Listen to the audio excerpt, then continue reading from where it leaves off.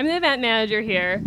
I've been to a few literary events in my life, and the first one I ever went to was a reading with China Miéville.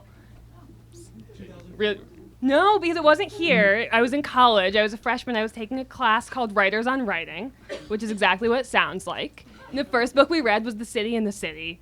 And I read it, and I was like, oh my God, I don't understand college. I don't understand this book. Help me. Completely freaked out, went to the reading, and China Miéville was so compelling and so dynamic that I thought, all right, I gotta figure this out. And I went back to my dorm and I read the entire book again. That's what his work is like. You start reading, you sort of blank, you go, what? And then you realize that you're hooked. And it doesn't matter what the topic is. It doesn't matter if it's overlapping cities or giant krakens or the Russian Revolution. So this book it's a true novel, I guess. It's a deeply researched telling of the Russian Revolution for not historians, for people who just really want a good story. I'm going to do something I don't usually do, which is quote the author as he's sitting right in front of me. Miéville told the New York Times that the narrative of the Russian Revolution is as urgent and strange as that of any novel, and October is the key political event of the 20th century. We need its memory in these bleak, sadistic times. This is an attempt to tell the astonishing, inspiring story. Now, Miéville is in conversation tonight with someone who is an incredible writer of bleak, sadistic times. Barbara Ehrenreich is a writer, a muckraker, an activist, and a great friend of politics and prose. We are very excited to have her here to talk about October. I'm going to turn things over to her. So please join me to welcome Barbara Ehrenreich and China Miéville.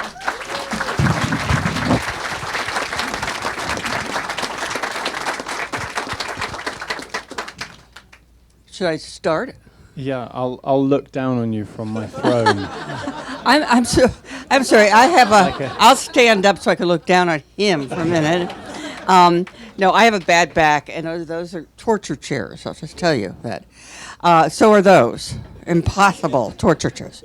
Okay, I'm not going to tell you how thrilled I am, but this is sort of like a fangirl moment for me. I discovered China in about 6 years ago when my son gave me a copy of The City in the City for Christmas. And that blotted out Christmas. Where did Lily go? You didn't get it? You didn't like it at first? She went away. But anyway, I could not stop reading. And I went on from there. Not all. I have a couple more science fiction style books to go. But I was totally hooked. And then when this book, October, came along, my first thought was, no. You better go back and get back into fiction. I don't want to be disappointed. Well, same thing happened again. And I noticed there's a blurb from me on the back of the book, but it was shortened.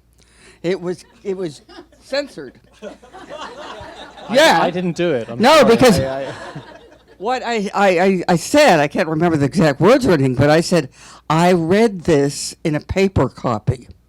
They used to make books that way, paper.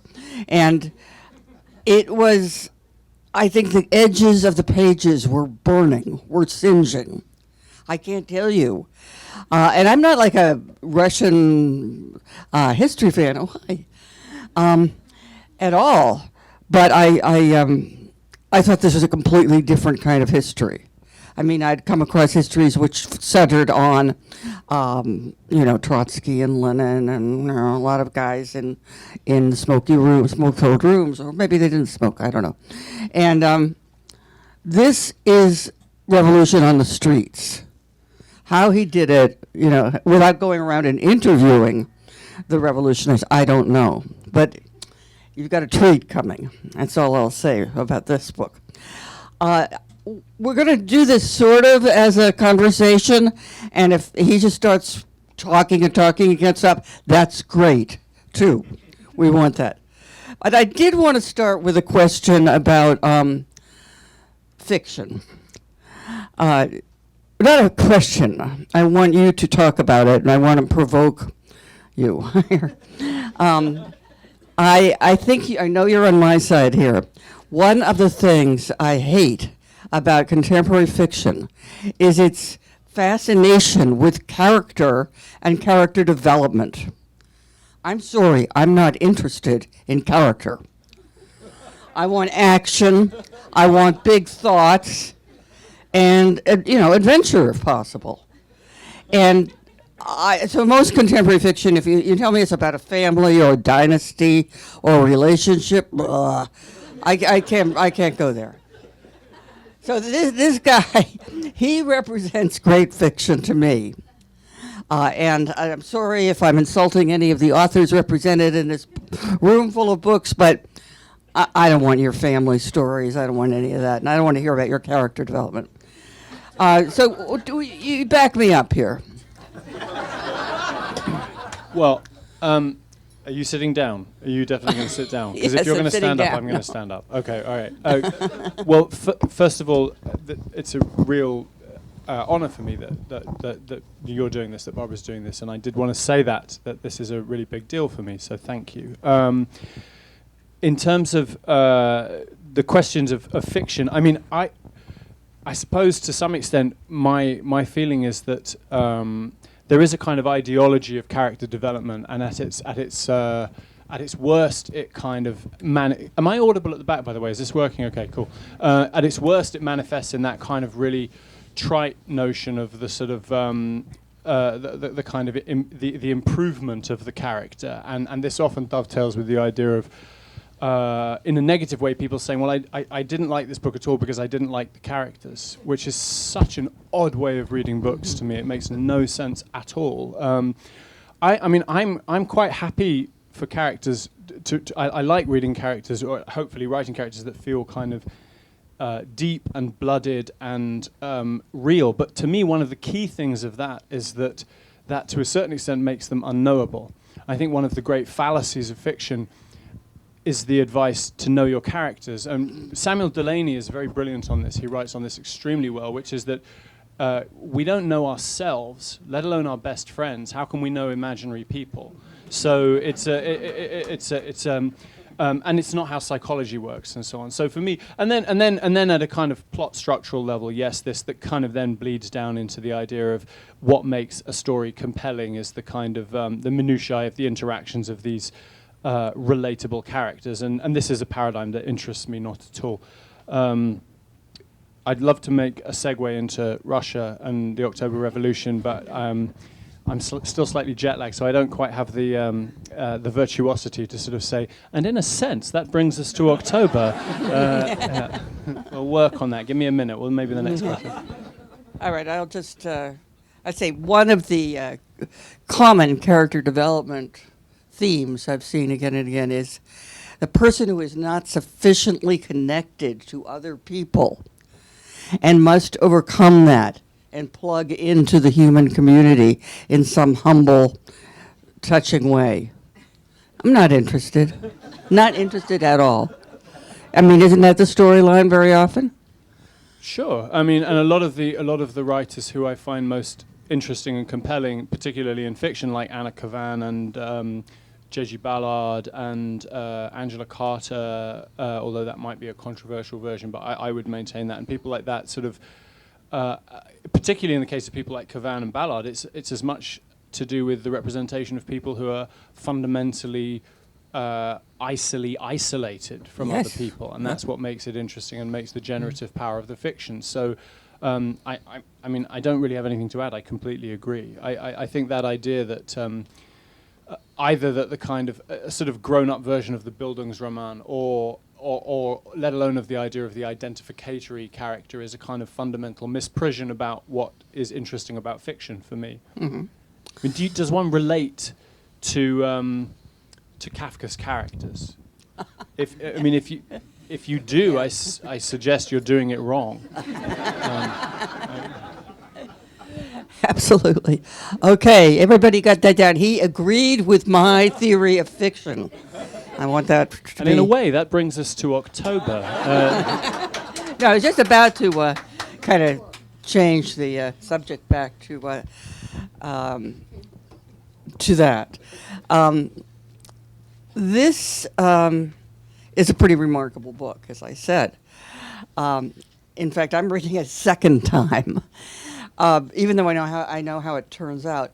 Now we have one thing in common. We have a number of things I think in common in our backgrounds, but one of them has been an involvement in left-wing politics, and I was involved for years in Democratic Socialists of America.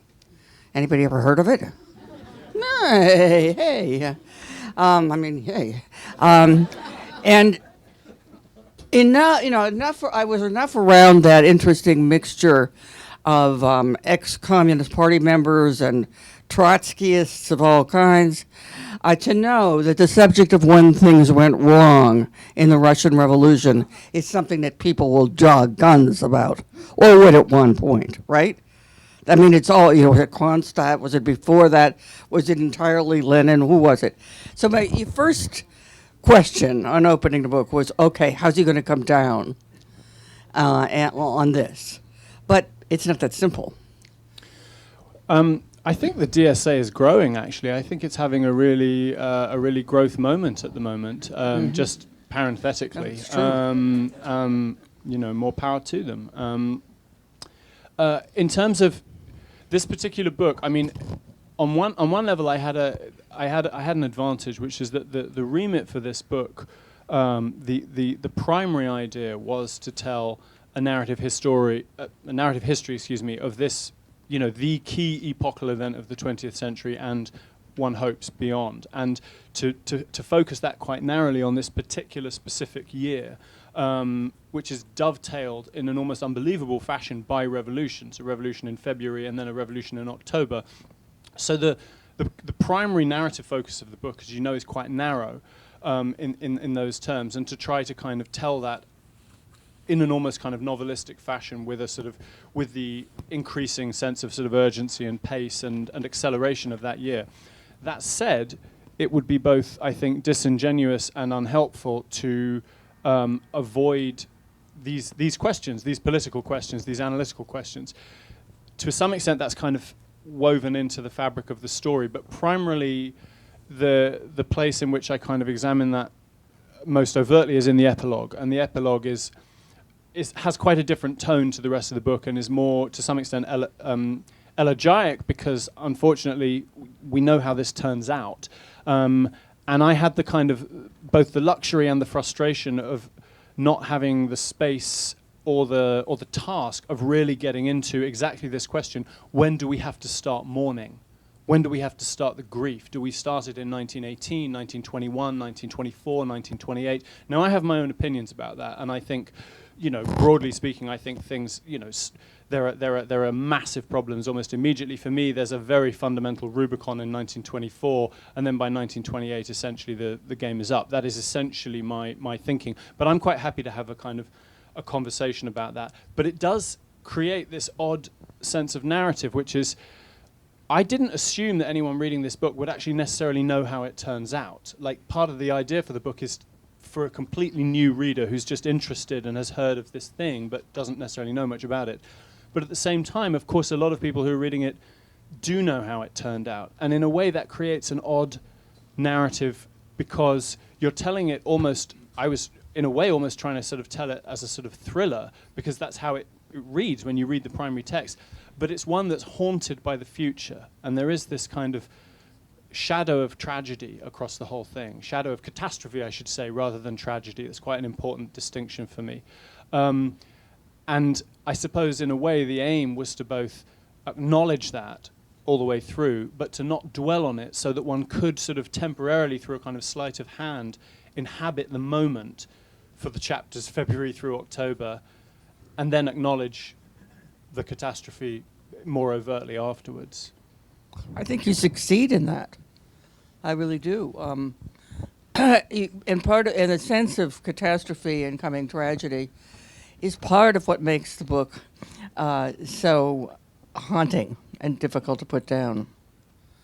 But say a little bit about your motivation. I mean, there are other revolutions too, and there are other things in Russian history, but well, the initial motivation was very prosaic. This was a few years ago, and I was talking to a close friend who's the editor of this book, and we were saying, the centenary of the Russian Revolution is coming up, and actually the initial conversation was, there are bound to be an enormous number of narrative histories about the Russian Revolution on the centenary.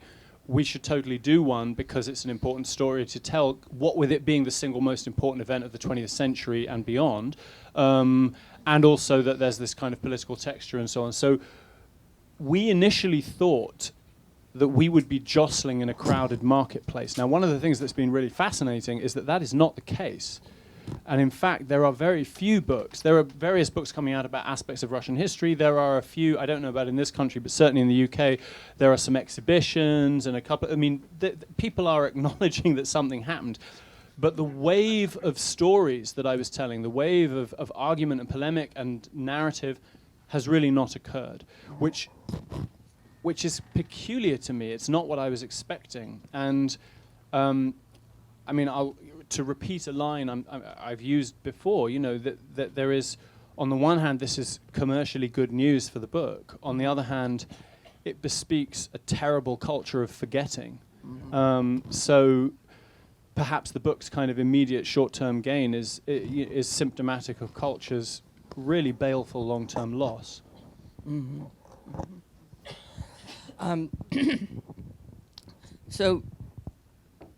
So you jumped at this as a commercial opportunity, in other words. I thought, well, let's sew up the Russian Revolution market, Yes, and then this very clever of you to get this thing, the Trump-Russia thing going. I was pleased, thank you, yeah. I thought, a few connections. Got to make a difference here, yeah. It's just a different way of writing history. I don't know how conscious you are of that. I've certainly read a lot of history of the most conventional kinds, and also some more unconventional, a lot of the bottom-up histories that are feminist influence and so on. But I don't think I've ever read something that came to life so much. And how did you do that? I'm not saying that in a challenging tone, but how the hell did you do it? That's really lovely to hear. I think there is a conundrum here, which is that there are a lot of people, particularly on the left, I think, who would essentially say that narrative history as a form, in a sense, is kind of, there is an extreme position, which is that it's intrinsically reactionary. It's an intrinsically kind of conservative form because it is, putting to a second degree, to a second place, issues of analysis, because it's kind of imposing a kind of arc over the mess of reality, which is a kind of consoling aesthetic fiction and so on. I take that critique very seriously. I'm very interested in the anti-narrative position, and paradoxically, I've been kind of more interested in it and more wrestling with it within my own fiction. The paradox for me is that although I think that's a crucial thing to engage with, I also have learnt an enormous amount from narrative histories, and I enjoy reading narrative histories. And the thing about, and I don't buy into this idea that, the human being is hardwired for story, and this kind of rather sentimentalized notion of the human relationship to story. But what is clearly true is that, for whatever reasons, cultural or otherwise, there is this great desire for stories and the narrative shape. And the thing about 1917 is that it's not just that because of the scale of the events and the acceleration of the events and the rhythm, it lends itself to a narrative story. That sense emerges within the actual writings of the time itself. You read the diaries, you read the letters, people are absolutely explicit about this sense that history is speeding up, that it is moving towards a telos, that something is happening, that they are halfway through a story. This is completely explicit and remarkable. in terms of how so it's not it's not merely a cynical construct to kind of overlay that sense of kind of acceleration and that sense of sort of well, thriller, to put it crudely. You know, that's how it seems to have been experienced for a lot of people at the time, as well as all the key issue of the kind of political upheaval and political ideas. In terms of how I was trying to kind of express that, it was very prosaic. It was, I mean, I don't read Russian, and I'm not a historian. I don't pretend to be.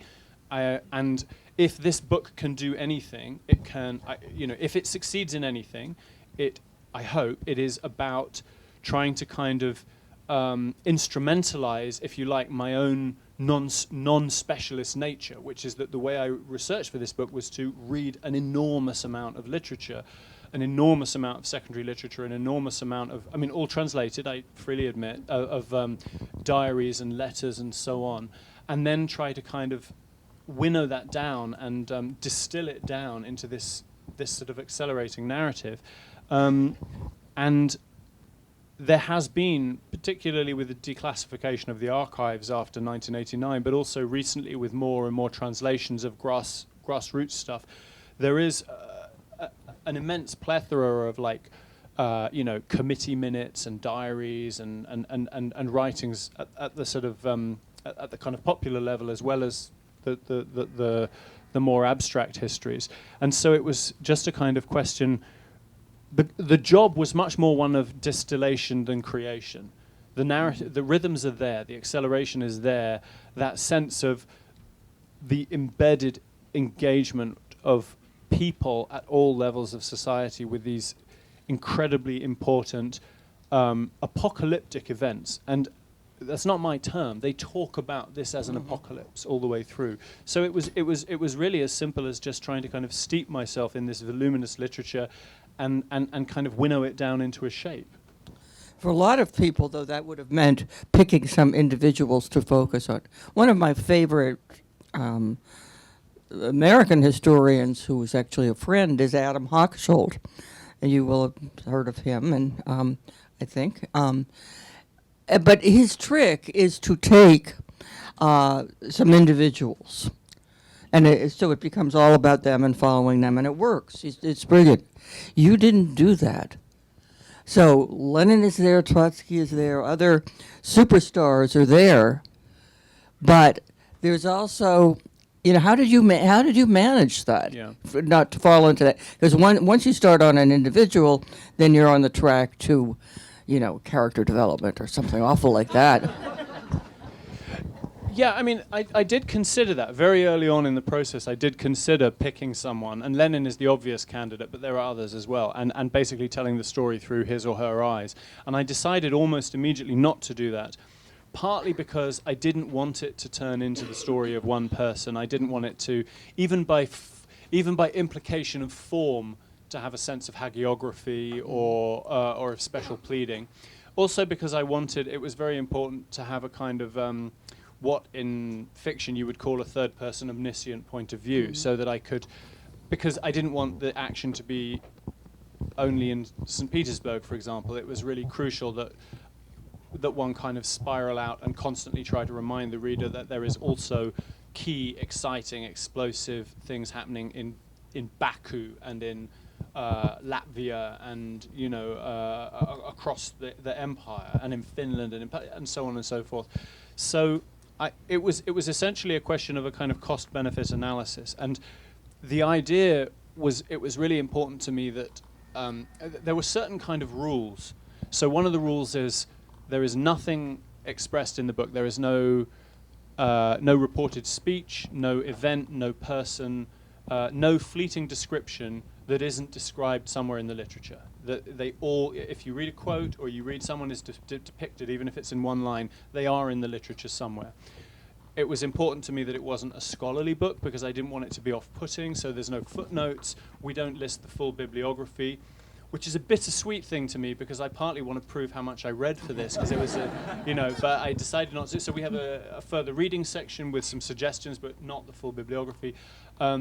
But within those rules, the idea was, you know, if you only read one book, like this is not a scholarly text, it's not a primary text, of course, but if you only read one book, this will give you, I hope, a good synoptic and exciting snapshot of not just the events, but the scale and why they mattered. And that had to be across the whole region. It had to be across all the different political parties. It had to be across, different classes. That was very important. And let me say, he gets in a diversity of people that you never really hear about in the Russian Revolution. There are a lot of women in this book, and there are even Muslim activists. Who knew? This is, I think that's really interesting to bring out things like that. I mean, of course, there's an enormous number of Muslim people within the Russian Empire, as was, and the Muslim Soviets, the councils of Muslim activists and workers and peasants and soldiers were incredibly important. I think it's true that up until recently, that was not a story that was particularly reflected in the English language literature, but there were these incredible congresses, like the Congress of Muslim Soviets, and the meeting of Muslim women activists in, I think, May. I can't remember exactly, but genuinely extraordinary events. And for that kind of thing, the book was essentially, the research was crowdsourced in that I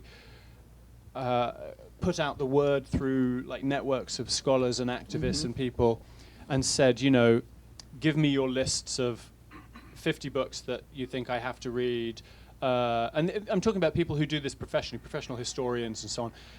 Put 3 asterisks by the books that I absolutely have to read, 2 by the ones that I should read, 1 by the one that, if I could. So then everyone sends back a list of 60 books, all of which have 3 asterisks. So I go, no, I can't do that. So, but you're right. I mean, the question of women, for example, is something, as many people probably know, the February Revolution started on International Women's Day. It was very much a kind of spontaneous grassroots demonstration. The activists several days beforehand were saying nothing much is going on, and then this kind of mass movement of working class women and so on. But these stories are there, but it's just a question of having to kind of, as I say, winnow down and sift through the literature. And again, one of the advantages I have, because I'm not a specialist, because I'm not doing this for a kind of a particular academic remit, is that I have the space and the right, if you like, both to indulge a paragraph or two about anecdotes, things that are just interesting, just really odd things that are kind of fascinating, and also to bring in these politically important issues like the enormous involvement of women across several different parties. The great leader of the Left Socialist Revolutionary Party, Maria Spiridonova, one of my great, beloved figures of the revolution. And I could bring these in. And one of the things that was quite interesting to me was the extent to which professional historians, and this is not a diss, incidentally, these involve books that have been incredibly important to me and that I love, like books by Alexander Rabinowitz, absolutely amazing, seminal, serious history books about the revolution. But they have because of the specificity of their remit, sometimes they don't talk about, or they kind of pass over these amazing things because they don't particularly fit into this specific thing that they're focusing on. So, for example, in April, there is this big march in St. Petersburg for women's suffrage. It's not a left-wing march, it's just a general, ranges from like socialists through to liberals, but it's for women's suffrage for the, for the government. Enormous numbers of the histories don't mention this march. They're just not in the histories at all, and it's completely, it's documented. It's not a secret. But because if these are histories that are specifically, for example, if your focus is about the Bolshevik Party in 1917, the Bolsheviks, it was a mistake, but they didn't particularly. Alexander Kollontai, the great Bolshevik, was disappointed about this. They didn't particularly prioritize this march. They weren't that interested in it. So it doesn't feature in the history. It's this amazing thing, tens of thousands of people, mostly women, marching on the Soviet, demanding the vote. I had the freedom, the leeway, the task to integrate that into the total narrative, precisely because I'm not looking at it with a specialist lens. You mentioned that you are currently interested in decadence, not I think as a lifestyle choice, but as a historical subject, and it certainly, kind of leads me to ask in some completely incoherent way what the connection is here. Now, I think, and there may not be one, but certainly in my limited readings of about the Romanovs, it was a pretty decadent culture going on there. Not that they had orgies. Well, maybe they did. I don't know. But that they had lost touch with any kind of reality. That they were off in some kind of little mystical zone of their own. And then we come to this country right now and the subject of decadence. And I don't know what else. I mean, can you comment on our current state of decadence here? Where, the people in charge no longer, they have abandoned the common rational ground of shared information and facts. They have, they went off completely on their own. What's going on? Well, there's at least two things there. There's the issue of the analogies, and I'm cautious about this because I think there is a certain type of kind of toy town Bolshevism that likes to sort of draw really kind of reductive analogies and say, the lesson is as then, so now. And I think that one has to avoid that. So I'm not suggesting that there are no parallels, incidentally, but I'm suggesting that one has to start from the specificities. One has to start from saying, this was Russia, 1917. Here is what's specific about it. So if we can draw kind of analogies, if we can learn things, that has to be mediated through the filter of history and the specificities of now. In terms of the question of decadence, this is something we were talking beforehand. This is where this conversation came up. I mean, I've been increasingly interested with essentially the kind of death spiral of our politics, and there are clear analogies there. Again, I would suggest it cautiously, but a kind of political degradation. Now, for me, there is a danger in. There can be a kind of arrogance to despair, which is to sort of say, we live in the worst of all possible moments is just the obverse of saying we live in the best of all possible moments, and it's a kind of it's a sort of ahistorical arrogance. Mm-hmm. At the same time, there is also an incredible historical complacency and an ahistoricism in saying basically things chug along in the same way, more or less, eternally. Mm-hmm. And so one has to try and negotiate between these two poles. Now, to me, I think it is pretty inarguable that we are seeing an acceleration of what I think of as social sadism and of a degradation of political culture into a more and more toxic milieu. And I think it's been going on since the 1970s in particular, and I think it's been accelerating in the last 20 years, and it frightens me. And one of the ways I've been trying to think about this is a certain kind of theoretical rehabilitation of the notion of decadence, trying to move away from the moralism that inheres in that, and not sort of saying, oh, as you're making a joke, not sort of talking just about, oh, people are into sort of, naughty sex. Well, I don't care about that. I'm not interested in that. But I am interested in, if you like, the point at which the pathologies of a system that get thrown up by its own toxic dynamics become inextricable from those dynamics. And that's not always the same throughout history. And it seems to me that at the moment we are at a moment where what I think of as the excrescences of history are inextricable from the essences. I don't understand that. What I mean, for example, is that there is, if you like, a kind of rational management of the system. Now, I say this as an enemy of the system. I'm not suggesting this is a good thing, but I'm saying like there is a kind of way that you can sort of look at this system of domination and say this is the most rational way to run it. And then there's a kind of surplus to that, which is that given that necessitates a certain amount, for example, of coercion, there's going to be among some people and in some circumstances a certain kind of jouissance, a certain kind of enjoyment of that coercion. And I think of that as a kind of surplus. That's not the kind of instrumental rationality of the system. It's a kind of inevitable surplus. Now what I think we've started to see is that surplus, that cruelty, that viciousness being the dynamic itself. And you see this, for example, in the rise of exemplary death penalty punishments, the move towards explicitly sadistic culture. I think there is a specificity to this moment. I really do. And I think that what it does share with Russia 1917 is something about a denigration and a contempt for the idea that normal people have the right to dignity. I think it is about the contempt for dignity, and with all the kind of politics and economics that implies. I think it's both dangerous and profoundly disgusting, and it is, if you like, the enemy of history. Okay.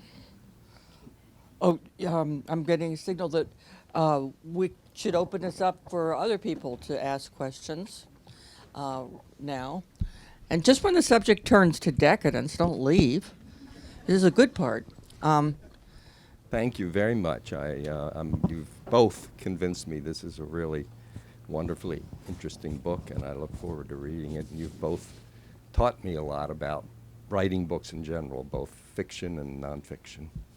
But there are some things about what's specifically contained in the book that I didn't really learn very much about. So, and one of those, maybe the most important, is why you consider the Russian Revolution to be the single most important element of the happening event of the 20th century. It seems like a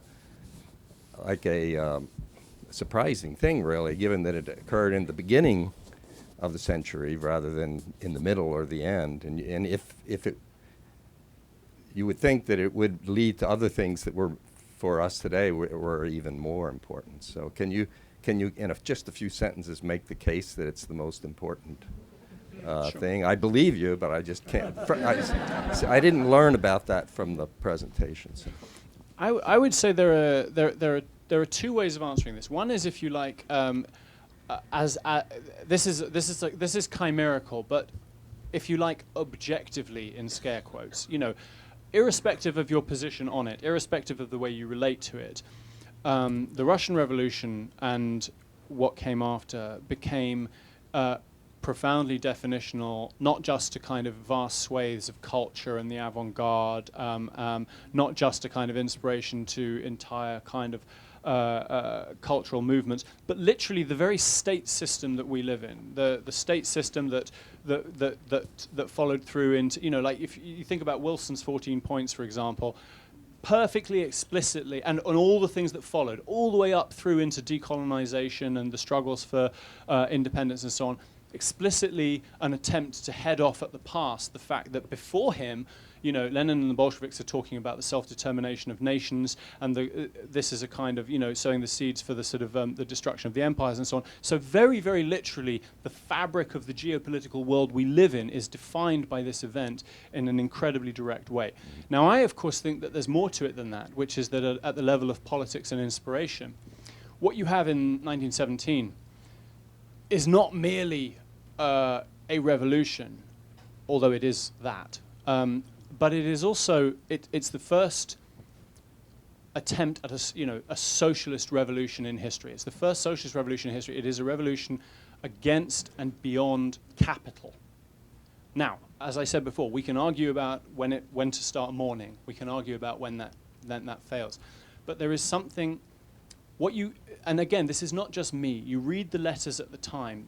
There is this very obvious and embedded sense among people throughout this region that what is happening is a kind of everyday, a real world apocalypse, in the sense of the turning of a page, a millennial moment, an absolute reconfiguration of the everyday, and that includes the people in it. It's not just a question of saying, well, we're going to even just we're going to add the right to vote, the right to which is good enough. It's about the fundamental reconfiguring of what it is to be a human political subject in a political milieu. One of the great catastrophes is that we only see a glimmer, we see a moment, we see a shard.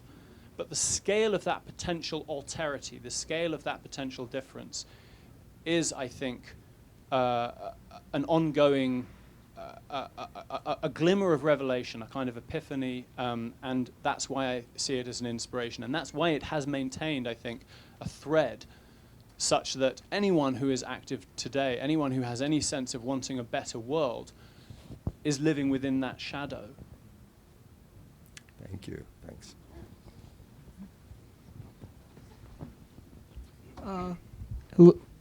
Question about your views regarding some things in Marxist theory. On the one hand, you have sort of the analytical school and you have the continental school.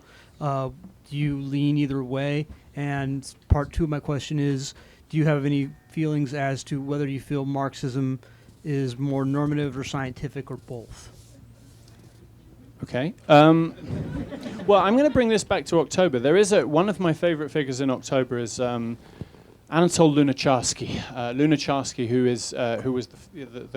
who became the Commissar for Enlightenment, and who was this wonderful, strange, radical theorist, very fractious relationship with Lenin and so on. What he talked about was the two streams of Marxism. He talked about the warm stream and the cold stream, and the cold stream being the kind of analytic, the kind of the crunching, the scientific categories that lead to analysis of things like profit rates and falling rate of profit and exploitation and so on. The warm stream being, in his case, often quite eccentric notions. He had a whole school called God building about the idea of kind of creating a theology of the person and so on. But essentially, the poetic, the almost theological version of Marxism. I should caveat this by saying that the book is not a work of Marxist theory. It is embedded by my own politics, and that clearly is inspired and influenced by Marxism. But it is, as I say, primarily a narrative history. That said, of course, it is inflected by my own opinions. I think. With Lunacharsky, I'm particularly interested in the warm stream, but I don't want to be cynical about the if you like, the analytic pertinences of Marxism, and I've learned a great deal from, for example, very rigorous Marxist economics and so on and so forth. Where I do have a problem is there are certain, I'll try and keep this short because we're kind of going to nerd out if we're not careful, but Okay. there are certain schools of Marxist and socialist theory which are a kind of left iteration of rational choice theory, and which revolve around the kind of, the notion of the basic human needs, and that essentially have a model of culture, and particularly the subconscious and the occult elements of the human as being epiphenomenal, as being essentially kind of add-ons on the kind of base level. Now, for me, the human animal is a symbolizing animal, and it comes into being as a human with a surplus, and that surplus is intrinsically unspeakable. I don't mean horrible, I mean it cannot be spoken. It is beyond representation. And therefore, for me, I think that to be rigorous, this is where I'm interested in streams that are called things like Gothic Marxism, the streams that acknowledge that to be a political subject is to be, a subject of a kind of I'm increasingly interested in apophatic Marxism that takes seriously that which can't be spoken, the Marxism of poetry, the Marxism of the soul, to put it polemically. So I don't think there's a fundamental contradiction. However, a lot of people who don't approach this in the same way as me would think that there's a contradiction. So my inclinations are that way, but I think a synthesis is necessary and indicated. Did you want to say anything about that? Do you have a... Yeah. Yeah. You don't have to. I just wondered, because as someone who's been an activist for a long time and so on. No, that some of the, no, I don't think I can add to that. Thank you. Oh, hello. I'm nervous, sorry. So I haven't read the book, shame on me, but hello, can you hear me now? Okay. My question is, I'm really short. So part of the Russian Revolution, as I understand it, is the idea that there wasn't going to be a religion, a state religion, and at least from the leaders. And I was wondering how you think that influenced the events that followed? It's a really interesting question. I mean, one of the problems for this is that what happens after the revolution, which is strictly speaking beyond the remit of the book, is it's impossible for that not to cast a shadow on this. So this was an issue that created a lot of arguments within the radicals on the ground in Russia at the time. So as I say, for example, Lunacharsky was very fascinated by theology, and Lenin really argued with him because he thought Lenin was very was extremely sort of anti-clerical, if you like. Now, initially, part of the point of the revolutionaries was freedom of religion, which was not something that existed in Russia, up until the beginning of 1917. What's perfectly true is that a lot of the revolutionaries, again, not just in the Bolshevik Party, in various of the different parties, were extremely antipathetic to religion, did not like religion. And this is not surprising given the role of the Orthodox Church in Russia, which was, I mean, you cannot exaggerate the degree to which it was a baleful, conservative influence in a very direct way. But in fact, especially in the early days, so what they were interested in immediately after the revolution, so sorry, to go back. So later on, you end up with these kind of very strange schemes to kind of, for example, there was an amazing organization thrown up, I can't remember which year, called the League of the Militant Godless, run by Bolshevik ex-priests to essentially kind of wage a war against religion. Now, to be clear, this was an ideological war. This was essentially the argument that, we can persuade people not to be religious. This is a fallacy. It was unhelpful, kind of fascinating, but it didn't work, In the early days, there was certainly a sense that, there will be no state religion. You get no advantages. Your lands, and especially in a context of brutal economic collapse, your lands, which you did nothing to get, they will be appropriated for the use of, whatever the masses of the people or whatever. Your goods will be expropriated, but people have the right to worship whatever they want. In terms of the way religion was treated at the time, a lot of it was essentially a kind of symptom of what was going on politically. So in the worst moments of the unbelievably brutal civil war that followed the revolution, there were appalling atrocities on both sides, and at various times that kind of notion of a war against religion became more and less strong. But in the year itself, I don't think there was anything intrinsic to the project that would have pointed in that direction necessarily. Not only that, you can go further. In the year itself, one of the things that gets reported, it's mentioned in the book in brief, after February, when there was the first revolution, the kind of the abbots and the kind of bishops, the equivalent of bishops in the Orthodox Church, were complaining, and they were terrified because, for example, monks were revolting within the monasteries, and they were like overthrowing the established order, and they were performing a kind of, and nuns as well, they were performing a kind of religious inflection of the revolution that had just happened. Also, because religion was such an incredibly important way of experiencing the world for many people, the political expression was overwhelmingly and repeatedly given in religious terms. And the most, I think, even if they were atheists, the most interesting and sensible and sensitive activists weren't remotely opposed to that. They were very sympathetic to that. So there are these absolutely beautiful letters from soldiers and so on, which are talking in very explicitly biblical terms about, like, we had an overturning moving towards a new Jerusalem, but it has gone wrong, and we need a new apocalypse. We need a new kingdom of Christ.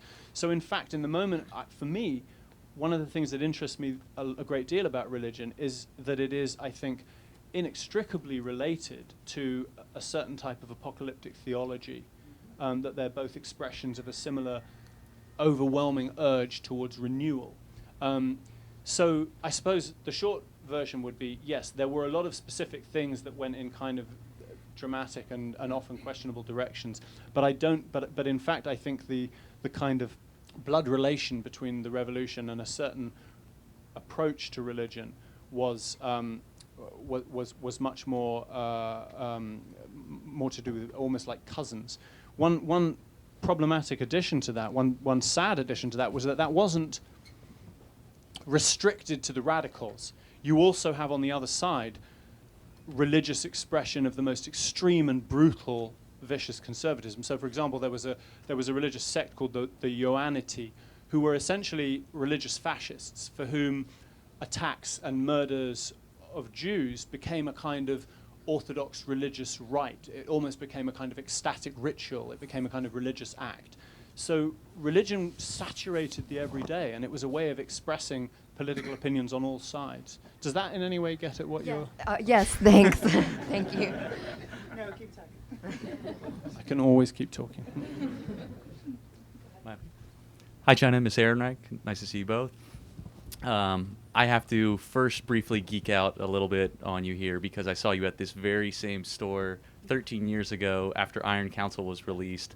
I was 17 years old. I stole my mom's minivan, drove 8 hours from Charlotte, North Carolina to be here, got lost at the Pentagon on my way back. It may have incidentally raised the terror alert, but it was all worth it, and it's so cool to see you in this exact same place here. So your work has been so hugely important to my life, both your own personal writing, the other authors you've introduced me to, the ideas you've introduced me to. So thank you so much. It's had an incredible impact on me. So thank you for all you do.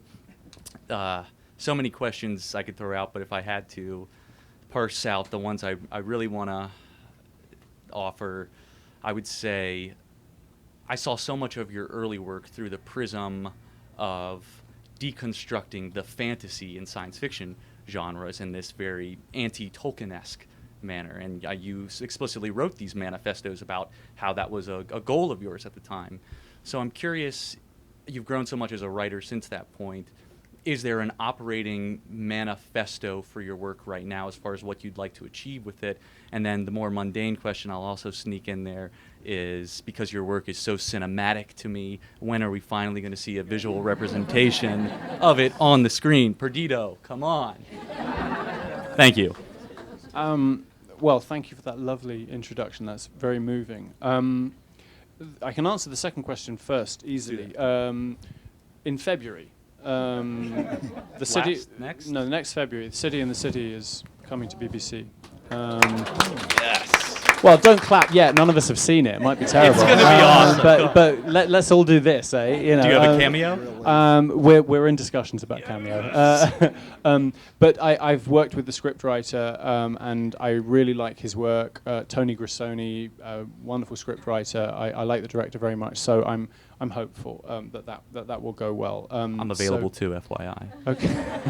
We'll have my people talk to your people. So yeah. So next. I don't know if it's February, but it's early next year. The first question, the question of like, is there a new, if you like, almost a kind of manifesto? It's a really fascinating question, and I haven't articulated it to myself in that way. I think part of what I discover as I get older is the extent to which what I'm often doing is playing catch up with my own projects, so my own obsessions. So I very often, in a way, I'm often, it's like the owl of Minerva, you know, flying at dusk. I'm very often like, it's after I approach the end of something that I realize, oh, that's what I've been doing. Okay, the Tolkien thing in a way was unusual because I was relatively aware of it early on. So what that means is that I can only offer for you a kind of working theory. I don't know the answer to this. I'm almost certain that yes, there is some part of me that is doing a thing and that is trying to do a thing and that has an overarching project.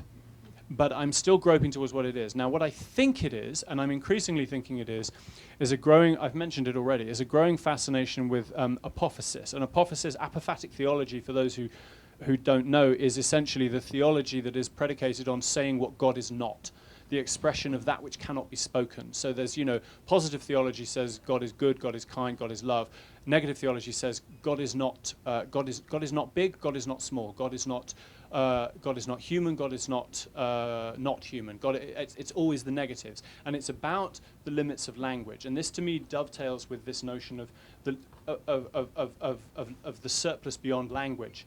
And this is obviously a huge interest in like 20th century modernism, from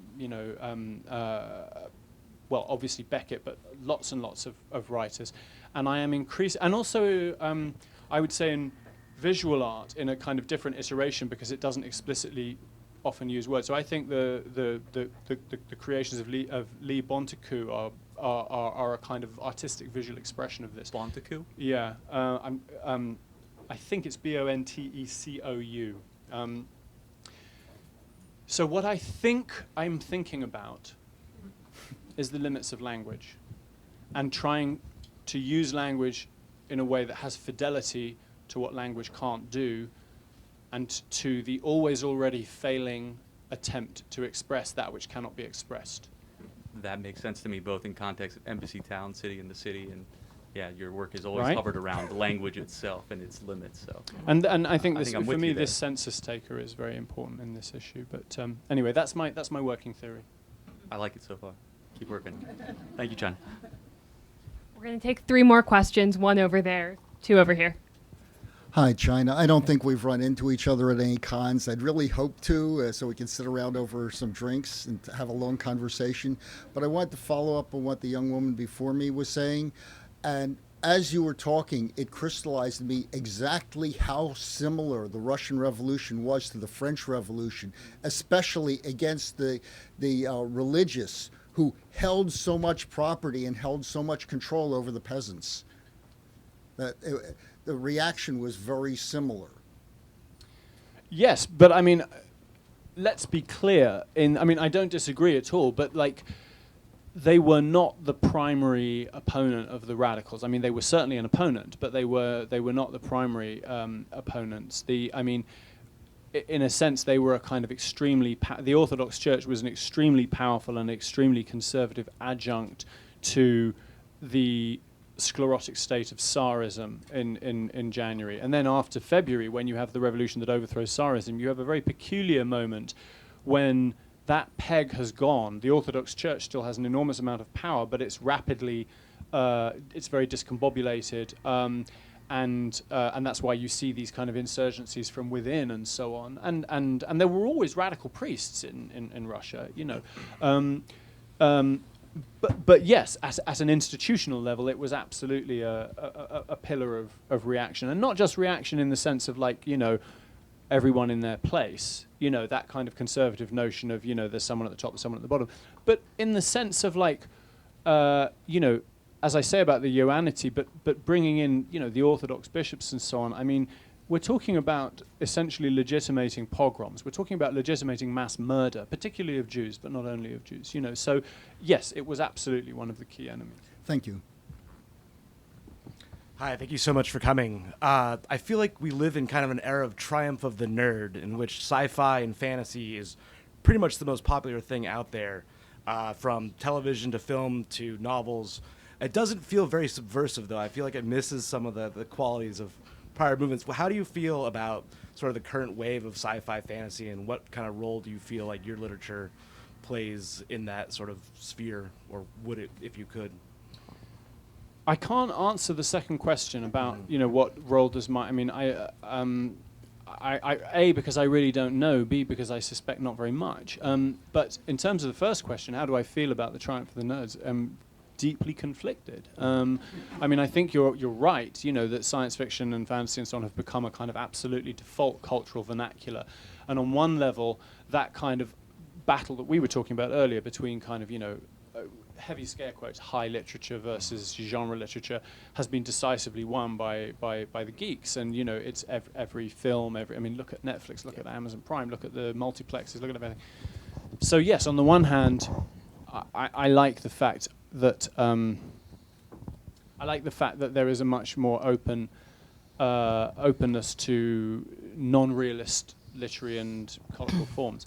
But to me, it's come at a heavy price. I don't want to get into... I mean, there is the kind of knee-jerk thing, which is, well, you know, I liked its first album, you know, that kind of defensiveness. I don't want to get into that thing. But I mean, there are enormous numbers of, speaking as one who has been in it for a long time, so this is not a kind of external sneer, there are many, many aspects to geek culture that I really, really dislike. I dislike the obsessive, almost kind of, almost addicted nature of obsession with its own franchises, which ends up constantly ruining franchises by demanding a constant return. Like, you know, I mean, just as a kind of quick and dirty example, does anyone actually think that the new Alien movies are going to do anything other than undermine Alien? Right. Like, does anyone actually think that? You know, but we did this. You know, we did this. You know what I mean? And we do this all the time. And frankly, it kind of, it's very annoying. This kind of, you know, this inability to leave things alone, I find really, really tedious. The desire and the necessity, this constant oscillation within geek culture for the kind of the awe and the amazing, and then to have it explained, and this constant necessity to have it explained, you know, I find incredibly culturally deadening. You know, the impatience with, well, you know, talk about apophatic, the impatience with lacunae, the impatience with like holes, the unexplained, the, you know, like. The thing with Metamorphosis is it's all really great and all that, but why did Gregor Samsa turn into a cockroach? You know, like that doesn't improve the book. You know, so I guess basically my problem is that those aspects and essentially what is the aspect of geek culture which has always been there, which is about the comforts of childhood, is culturally can be pretty toxic because it is a kind of infantilized culture, and I am somewhat tired of that. And that's why, you know, one sees glimmers, you know, things like, I mean, one can pick all kinds of holes in it and so on, but whatever else you thought of it, you know, something like Arrival was an attempt to do a science fiction film that wasn't for children, and I mean children including 35-year-old children, you know. So great, maybe we'll see a little bit more of that. But at the moment, honestly, I suppose what I would say is, at the level of phenomenologically, the fact that this stuff is now so popular, fine. But substantively, the quality of the great majority of it is deadening and depressing. And getting worse, I think. I just want to say one thing here. To put your question in, you know, a larger or smaller context, I'm not sure which, here is science fiction has always been a space where things could go on that could not go on in the rest of the culture. It was it fascinates me that in the 50s it was one of the only place perhaps in American culture where you could discuss the nature of God, whether God is good or bad or multiple or singular, and it's just a zone of freedom, and some of it goes to very much to the right, some of it very much to the left.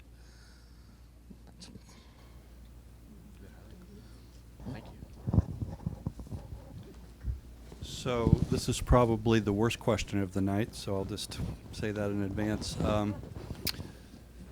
So this is the what if question. So what if Lenin hadn't gotten on the train, or if he could you talk about a turning point that would have changed the outcome, to wet our beaks a little bit? It's a great question. Have you got a few hours? I mean, it's. I mean, there are plenty of turning points. One of the things that's interesting about trying to tell this story is the extent to which, on the one hand, there are, if you like, certain kind of grand sweeps of inevitability. I think it was inevitable that the system in Russia in January 1917 was going to fall. That was going to happen, and people on the ground knew it and said it. The question of what came up, there's many elements of the contingent, the personal, the dispositional, the random, you know, that sort of feed into what are also key, which are the kind of historical pressures. So, you know, it's an ongoing kind of parlor game on the left. Is, you know, would there have been a Russian Revolution if Lenin hadn't come to Russia? Okay. My own suspicion is no. I think probably not. I'm kind of with Trotsky on this. I think, you know, it's an unusual answer for a Marxist to give, but actually on this particular, you know, this was a kind of knife point of history, and Lenin was a particularly unusual man. By no means perfect, by no means flawless, by no means incapable of errors. I go into that in the book. He makes all sorts of mistakes, but he had an amazing antenna for, if you like, the weak link of a chain, where to put pressure and when, irrespective of whether you agree with his project or not.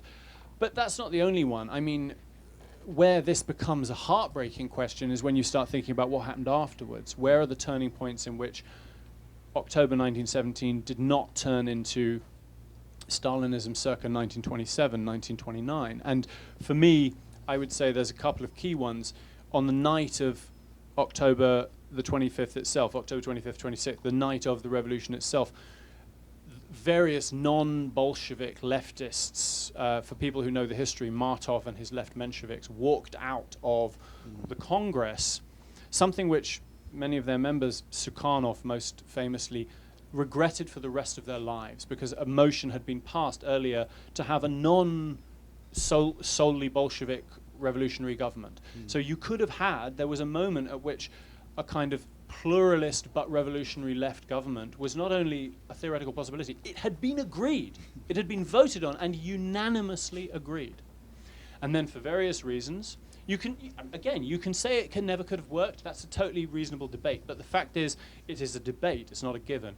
For various reasons, those groups walked out. You know, had the Socialist revolutionaries not left the government in 1918, had the Congress not agreed with Stalin on the theory of socialism in one country in 1924. I mean, there are various points at which, if only, absolutely nothing's certain. I am not suggesting for a moment, had these not happened, rah, rah, shiny, happy future. I'm not saying that at all. The key thing that went wrong, if you like, was not Russia at all. It was the failure of the European revolutions on which Russia was relying, in Germany in particular.